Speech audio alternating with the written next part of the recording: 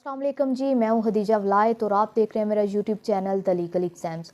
आज के इस लेक्चर में हम लोग सीआरपीसी का एक बहुत ही इम्पॉर्टेंट टॉपिक डिस्कस करेंगे जो कि रिलीज़, डिस्चार्ज और एक्विटल से रिलेटेड है।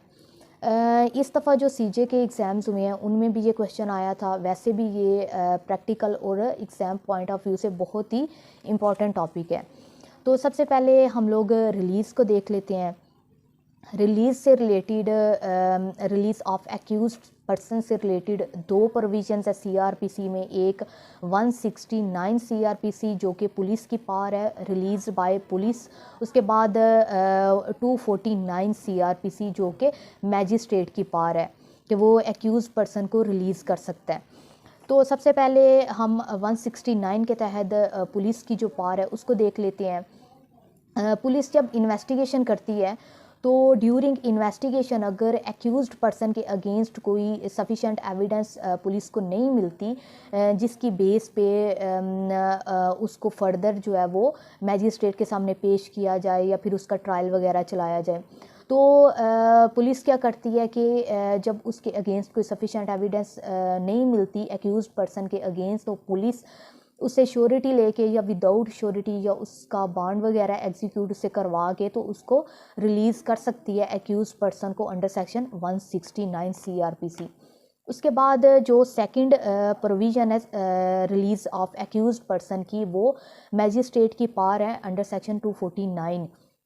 तो इसमें क्या होता है कि अगर एफआईआर केस है और इन्फॉर्मेंट कोर्ट में पेश ही नहीं हो रहा, ट्रायल चल रहा है और इन्फॉर्मेंट जो है वो हाज़िर ही नहीं हो रहा, तो मैजिस्ट्रेट के पास ये पावर है कि वो जो प्रोसीडिंग होंगी केस की उनको स्टॉप करके तो एक्यूज्ड पर्सन को एक्विट या कन्विक्ट किए बगैर उसको रिलीज़ कर देगी।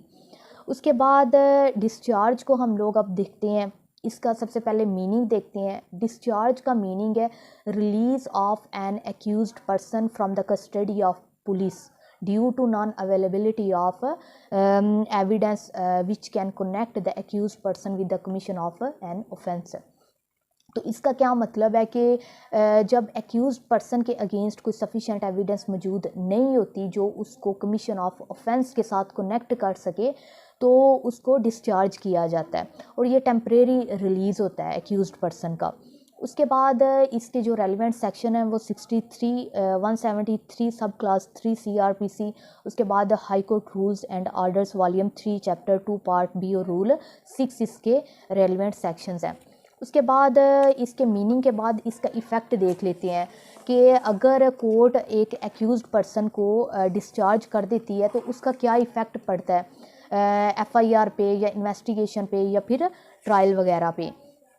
तो सबसे पहले क्या है कि जो डिस्चार्ज है, discharge has no relevancy to investigation और ट्रायल। एक अगर एक्यूज पर्सन डिस्चार्ज कर दिया गया है by the magistrate under section 63 CrPC, तो इन्वेस्टिगेशन और ट्रायल के साथ उसका कोई ताल्लुक नहीं है। जो एफआईआर है will remain alive and intact और पुलिस अपनी इन्वेस्टिगेशन करती रहेगी, अपनी रिपोर्ट भी सबमिट करवाएगी अंडर सेक्शन 173 जिसको हम चलान कहते हैं। और अगर चलान सबमिट होने के बाद कोर्ट को लगता है, मैजिस्ट्रेट को लगता है कि हाँ जो एक्यूज पर्सन है उसके अगेंस्ट सफिशेंट एविडेंस सफ़ा मिसल पे आ गई है, तो जो एक्यूज्ड मैजिस्ट्रेट है वो एक्यूज्ड को समन कर सकता है कि वो कोर्ट में हाजिर हो और आके ट्रायल को फेस करे। तो अगर एक्यूज्ड पर्सन डिस्चार्ज हो गया तो इसका इन्वेस्टिगेशन, ट्रायल या फिर एफआईआर से कोई ताल्लुक नहीं है और ना ही जो पुलिस है उसको उस केस की इन्वेस्टिगेशन करने के लिए मैजिस्ट्रेट की परमिशन की ज़रूरत है। लेकिन अगर जो एक्यूज पर्सन डिस्चार्ज कर दिया गया है उसको अगर री अरेस्ट करने की ज़रूरत पड़ती है for the purpose of investigation, तो वहाँ पे जो पुलिस है वो मैजिस्ट्रेट के पास जाएगी और एक फॉर्मल रिक्वेस्ट करेगी और फिर वहाँ पे मैजिस्ट्रेट की परमिशन की ज़रूरत पड़ेगी। अदरवाइज़ इन्वेस्टिगेशन वगैरह करने के लिए उसकी परमिशन की भी ज़रूरत नहीं है मैजिस्ट्रेट की। और उसके बाद इसके इफ़ेक्ट के बाद हम लोग देख लेते हैं कि किस स्टेज पे एक्यूज़्ड पर्सन जो है वो उसको डिस्चार्ज किया जा सकता है। तो जब एक एक्यूज़्ड पर्सन को फ़िज़िकल रिमांड या जुडिशियल रिमांड के लिए कोर्ट के सामने पेश किया जाता है तो मैजिस्ट्रेट जो है वो सो मोटो भी उसको डिस्चार्ज कर सकता है, और आईओ अगर डिस्चार्ज की रिपोर्ट बनाता है और कोर्ट में पेश करता है तो आईओ की रिक्वेस्ट पे भी मैजिस्ट्रेट उसको एक्यूज़ पर्सन को डिस्चार्ज कर सकता है, और ये प्री ट्रायल प्रोसीडिंग है डिस्चार्ज की। उसके बाद देखते हैं कि कौन सा मैजिस्ट्रेट जो है वो कम्पिटेंट है to make an order of discharge, कि डिस्चार्ज का ऑर्डर पास करने के लिए कौन सा मैजिस्ट्रेट जो है वो कम्पिटेंट है।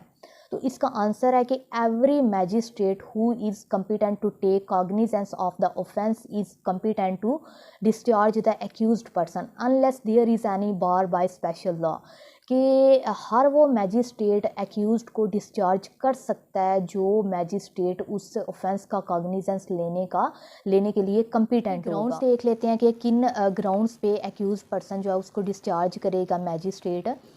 तो इसमें मेन ग्राउंड यही है कि जब सफिशिएंट एविडेंस मौजूद नहीं होगी या फिर एक्यूज्ड को डिटेंशन में रखने की कोई कॉज जो है वो नहीं होगी, और कोर्ट जो है वो कुछ फैक्टर्स को मद्देनज़र रखते हुए ये चीज़ डिटर्मन करेगी कि क्या एक्यूज्ड को डिटेंशन में रखने की कोई कॉज एग्जिस्ट करती है या नहीं करती, और इन फैक्टर्स में क्या क्या चीज़ें होंगी। सबसे पहली चीज़ जो मैजिस्ट्रेट देखेगा वो जो भी आईओ ने इन्वेस्टिगेशन के दौरान एविडेंस कलेक्ट की है उसको देखेगा।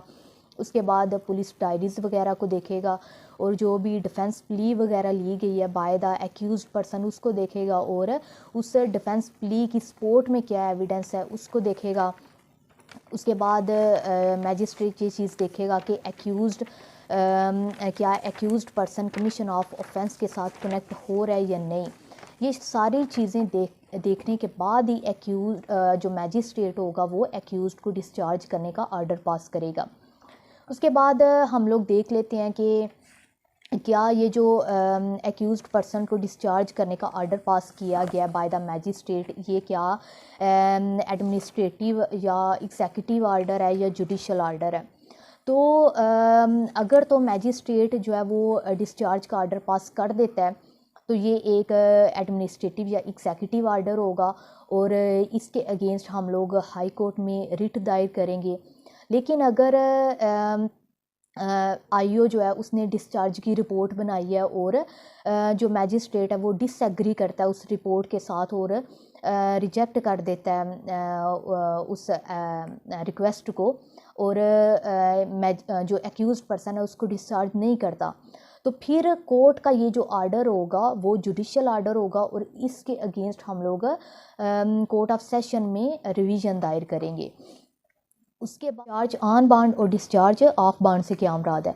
डिस्चार्ज ऑन बाउंड से मुराद है कि अगर एक्यूज्ड पर्सन को बाउंड लेके तो उसको डिस्चार्ज किया गया है under section 169 by the police या फिर under section 63 bye the magistrate, तो वहाँ पे इसको डिस्चार्ज ऑन बाउंड कहेंगे। उसके बाद डिस्चार्ज ऑफ बाउंड जो है वो जब आईओ अपनी रिपोर्ट सबमिट करता है अंडर सेक्शन 173 और वो चलान रिपोर्ट देखने के बाद अगर मैजिस्ट्रेट को लगता है कि कोई ऐसा पीस ऑफ एविडेंस मौजूद नहीं है जो एक्यूज्ड पर्सन को कमीशन ऑफ ऑफेंस के साथ कनेक्ट कर सके, तो फिर मैजिस्ट्रेट उस एक्यूज्ड पर्सन को एक्यूज पर्सन के बांड को डिस्चार्ज कर देगा जो उसका अंडर सेक्शन 169 सीआरपीसी के तहत या फिर 63 के तहत जो उससे बांड लिया गया था उस बांड से उसको डिस्चार्ज कर देगा मैजिस्ट्रेट। उसके बाद अब हम लोग देखेंगे कि एक्विटल से क्या मुराद है और एक्विटल और डिस्चार्ज में क्या डिफरेंस है। तो जो एक्विटल होता है वो सर्टिफिकेट ऑफ इनोसेंस होता है एक्यूज्ड पर्सन का, जो कि ट्रायल कोर्ट इशू करती है पार्टीज़ को सुनने के बाद और एविडेंस रिकॉर्ड करने के बाद। उसके बाद जो डिस्चार्ज होता है वो सर्टिफिकेट ऑफ इनोसेंस नहीं होता। उसके बाद जो डिस्चार्ज है वो अगर एक दफ़ा एक्यूज़्ड पर्सन को डिस्चार्ज किया गया तो दोबारा उसके अगेंस्ट जब सफिशेंट एविडेंस सफ़ा मिसल पे आ जाएगी तो मैजिस्ट्रेट दोबारा उसको समन कर सकता है कि आए और आके ट्रायल को फेस करे। लेकिन जो एक्विटल है, एक दफ़ा जब कोर्ट ने किसी एक्यूज़्ड पर्सन को एक्विट कर दिया तो वहाँ पे प्रिंसिपल ऑफ डबल जेपर्ड अप्लाई होगा, जो कि सेक्शन 403 CRPC है, जिसमें ये प्रिंसिपल है कि एक दफ़ा अगर किसी एक्यूज़्ड पर्सन को किसी ऑफेंस के लिए ट्राई किया जाता है तो दोबारा उसी ऑफेंस के लिए उस एक्यूज़्ड पर्सन को ट्राई नहीं किया जा सकता अगर एक दफ़ा वो एक्विट हो गया तो जो तीसरा इनमें डिफरेंस है वो जो एक्यूज़्ड पर्सन है, अगर वो उसको डिस्चार्ज कर दिया गया तो ये डिस्चार्ज का आर्डर जो है वो एक एग्जीक्यूटिव या एडमिनिस्ट्रेटिव आर्डर होगा और इस आर्डर के अगेंस्ट हम लोग हाई कोर्ट में रिट दायर करेंगे। जबकि अगर एक्विट कर दिया गया बाय द ट्रायल कोर्ट किसी एक्यूज्ड पर्सन को तो वो वहाँ पे कोर्ट जजमेंट पास करेगी एक्विटल की और इसके अगेंस्ट हम लोग अपील दायर करेंगे और या फिर रिवीजन भी लाई करती है।